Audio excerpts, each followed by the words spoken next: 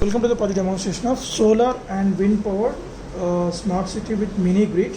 So in this project we are using renewable sources like wind and solar. So the generated voltage from this renewable sources given to the battery through this charging circuits. So here is in three charging circuits, two for solar and wind and one more for the grid section. So this part is considered as a grid one. So the application directly utilization shown on this LED is DC load and AC load, and we can connect the any load like mobile phone charging to the 3-pin sockets from this inverter output.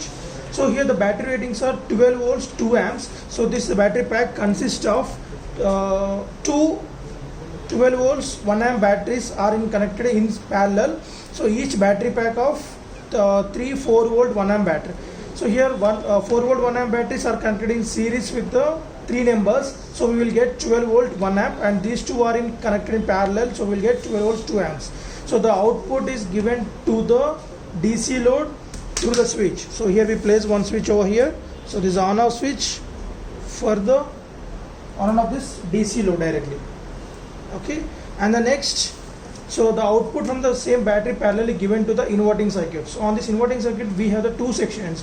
One is a pulsating oscillation purpose. We are using one controller, so which is act as a 555 timer, dual 555 timer, so which will generate the 50 hertz of clock frequency that was given as input to the gates of these two MOSFETs. So from there the AC 12 volt signal will be step up to the 230 volts AC with help of this step up transformer, and that was parallelly given to the 3-pin circuits, and the load as a resistive load. Here we are using 20 watts of bulb.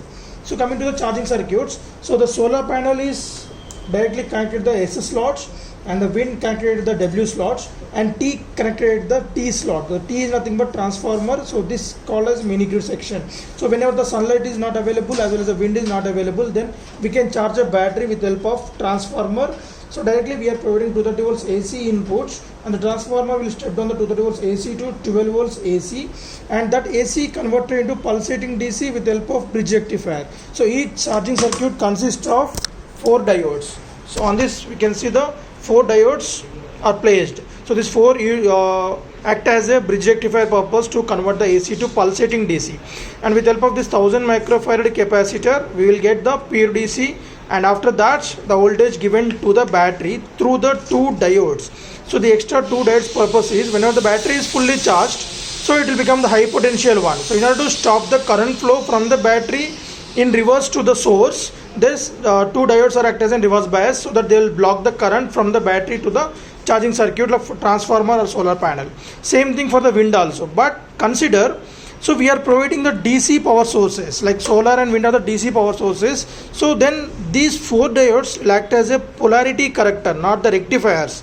So the polarity corrector nothing but if we connect the DC input in reverse bias, in reverse direction, then the plus minus will be reverse bias to the reverse connected to the battery, so that either the battery or a source will get damaged. In order to protect that, so we are using these 4 diodes as a polarity corrector. Means if we connect the reverse, so minus to plus, plus to minus, then the output will be rectified directly and will get the diode minus to minus, plus to plus. So that was given to the battery. Remaining 2 diodes purpose is same, and LED indications show the status of the power availability from the sources. So now the solar panel plays on the tube lights. So for the low lighting we will get the low voltage.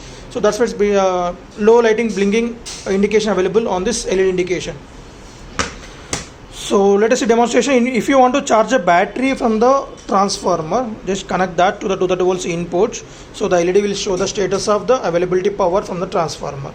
So it will take around of 8 hours to be fully charged for the battery, either transformer or solar panel or wind. Continuous power should be available till 8 hours. So coming to the solar panel, as we shown that low intensity available, and coming to the wind.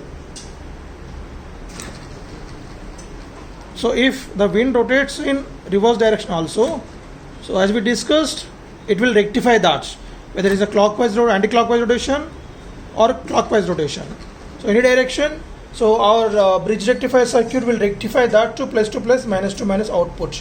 So the ratings are IN4007 for the diode and 1000 microfarad for the capacitor on the charging circuit. And AC utilization directly we can see that this is on off switch for the AC load. So we can connect directly this one. As you can see that the 3-pin socket is getting a 230 volts input and directly given to the battery charging over here. Right.